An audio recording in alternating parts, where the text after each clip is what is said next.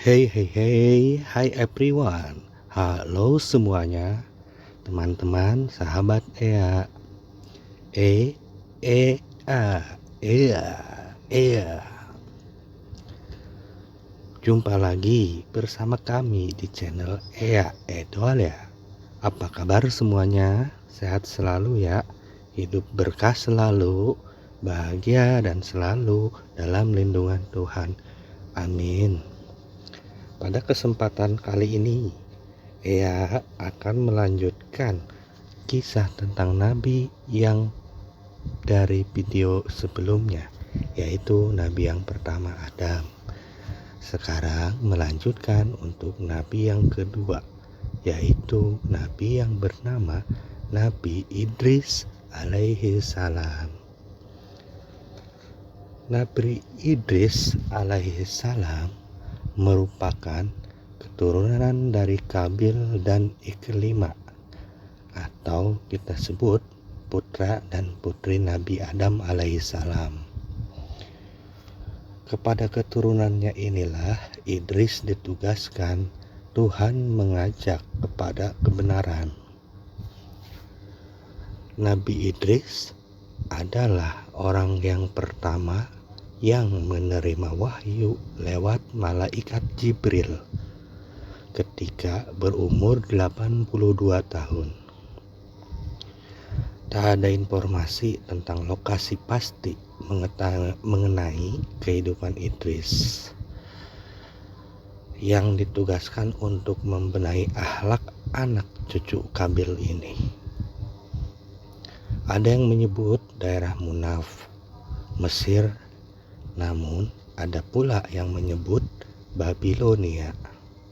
Yang pasti Idris yang sejak kecil belajar ilmu dari Nabi Idris atau putra Adam alaihissalam. Kepadanya lah telah diturunkan wahyu kenabian. Dan ceritakanlah, hai Muhammad, kepada mereka kisah Idris yang tersebut di dalam Al-Quran. Sesungguhnya ia adalah seorang yang sangat membenarkan dan seorang nabi, dan kami telah mengangkatnya ke martabat yang tinggi. Surat Maryam ayat 56-57. Idris menurut riwayat dalam hadis Bukhari adalah kakeknya Bapak Nuh alaihissalam. Berarti Nabi Idris merupakan generasi ke-6 dari Nabi Adam, mengingat Nuh sendiri sebagai keturunan yang ke-10 dari Adam alaihissalam. Kelebihan Nabi Idris alaihissalam.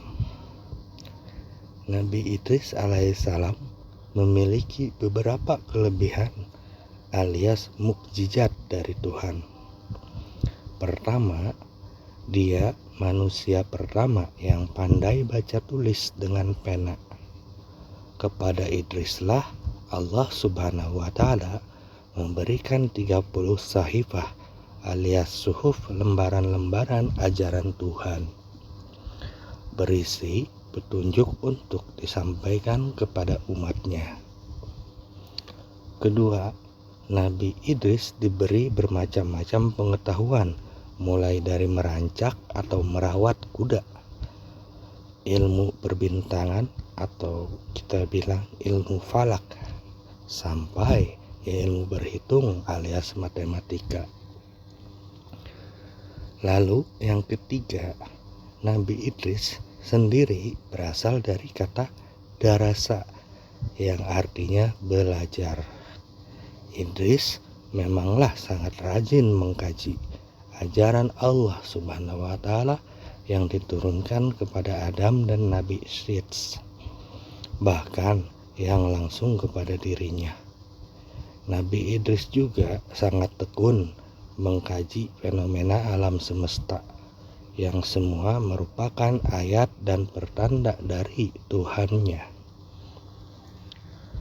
Keempat, Nabi Idris alaihissalam ialah orang yang pertama pandai memotong dan menjahit pakaiannya. Orang-orang sebelumnya konon hanya mengenakan kulit binatang secara sederhana dan apa adanya untuk dijadikan penutup aurat. Idris yang haus akan ilmu pengetahuan sehari-hari memang disibukkan oleh berbagai kepentingan. Namun, ia tetap selalu ingat kepada Tuhan. Dengan berbekal pengetahuan yang mencapai kelengkapan, dengan kekuatan dan kehebatan yang mumpuni, Idris menjadi gagah berani, tak takut mati, tak gentar kepada siapa saja, terutama dalam menyadarkan keturunan Qabil Iklimah yang saat itu penuh dengan kesesatan. Dapat dipahami jika ia mendapat gelar kehormatan Asadul Usud alias singa di atas segala singa dari Allah Subhanahu wa Ta'ala. Kepada kaumnya, Idris diperintahkan memberantas kebiasaan melakukan kenistaan.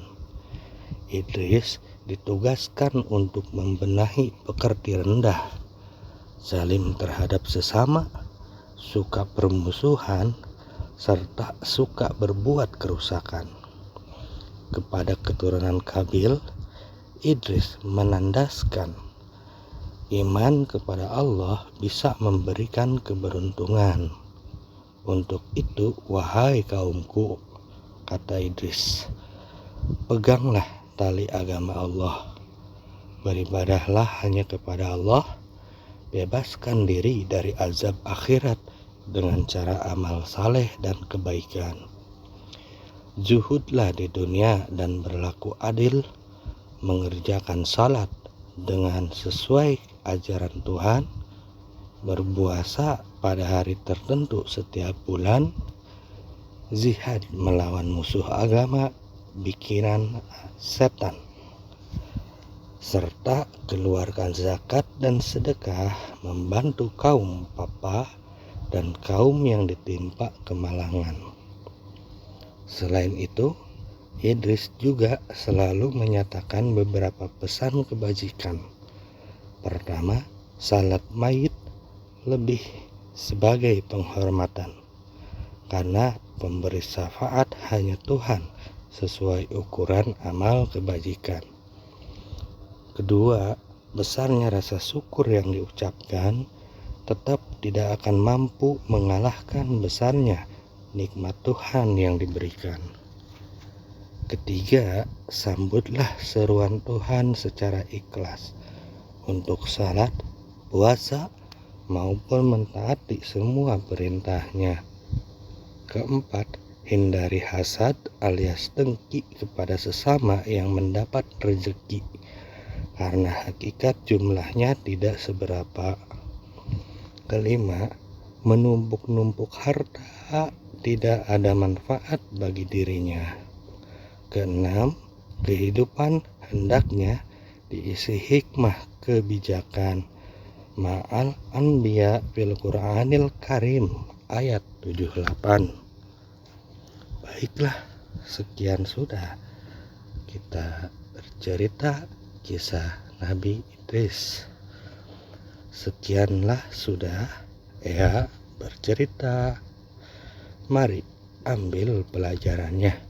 Semoga kelak bisa bermanfaat untuk teman, sahabat Ea, dan semuanya. Amin.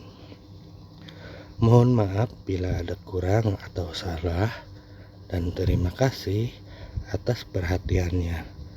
Jangan lupa nantikan video Ea selanjutnya ya. Sampai jumpa and goodbye. Nice to meet you. Ea.